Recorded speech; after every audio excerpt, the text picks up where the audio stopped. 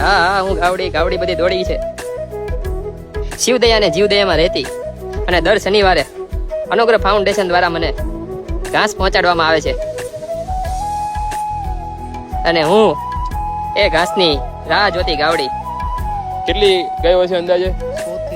100 થી 150 જેવી ગાયો છે અને એને આપણે ગૌ સેવા કરવા માટે આવી ગયા છીએ. જોઈ શકો છો તમે.